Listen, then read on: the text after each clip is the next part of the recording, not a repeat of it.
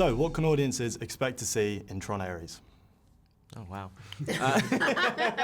Right in. Okay.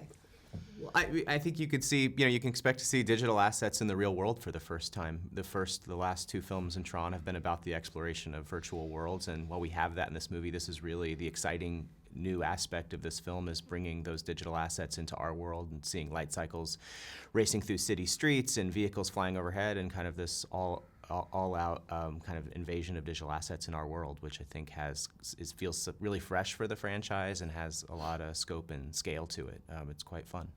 And a sound experience. Yeah. Speaking of the sound, both the previous films have quite iconic soundtracks.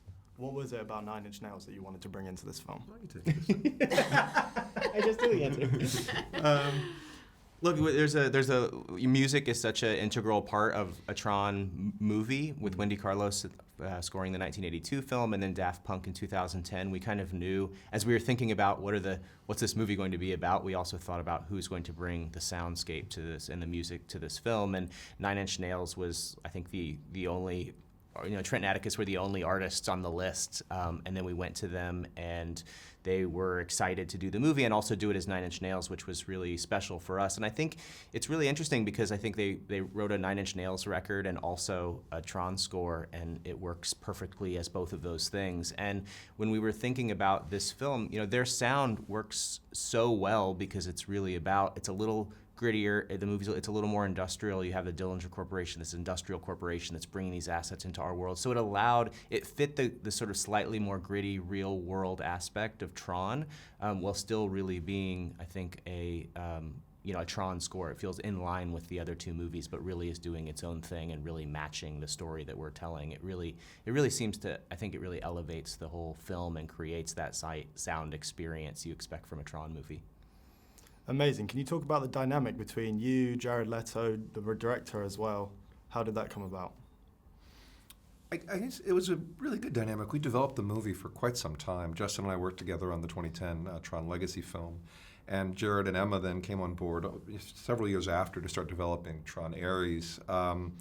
I've known Joachim and worked with Joachim quite a bit. We worked on 3 films together prior to Tron Ares. So I think there was sort of a genuine feeling of when that whole group got put together of just collaboration and a shared vision and a shared energy.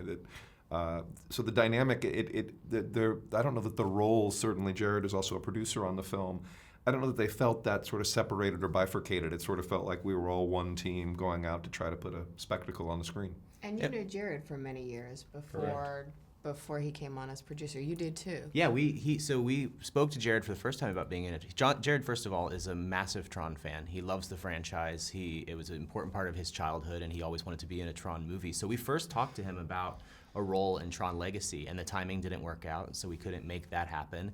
And then there were a few different starts and stops over time where we were talking to Jared about being in a Tron movie. So it was really a natural evolution. And then really 9 years ago or so, we started developing it in earnest with Jared as a producer, and knowing he would star as Ares, and with Emma. And we've really just been working on it together ever since, and it's been a really sort of fulfilling and collaborative relationship, and he's been such a champion. He really carried the flag for getting this movie made for a long time. Amazing. One final question. What does Tron Ares bring for modern audiences? Well, I think that Tron, we always think about, credit to Steven Lisberger, the creator of the franchise and a filmmaker behind the 82 film. Tron always has something a little bit different and distinct to say about the future. And we hope that at this time, this fascinating time humanity finds itself in, of what's our interaction with artificial intelligence, biodigital printing, a number of things that are out there on the horizon that we wanted to have sort of a different point of view or a different perspective. And so I think there's hopefully something conceptually going on that's interesting and somewhat original. But I also think, hopefully we're delivering the fun of, light cycles, in high-speed chases downtown. So it's trying to kind of do both things. I also think that you're not going to see anything else or hear anything else like it at the movies. That's what I was that's thinking just when you see the exactly. movie, it really lives in its own lane, and I think that it just gives a modern movie-going audience something brand new at the cinema. Amazing. Thank you guys so much. Thank you. Appreciate it. Ladies and gentlemen, you're watching Hey You Guys! Hey, you guys! Hey, you guys! Hey, that's what they all say. Hey, you guys!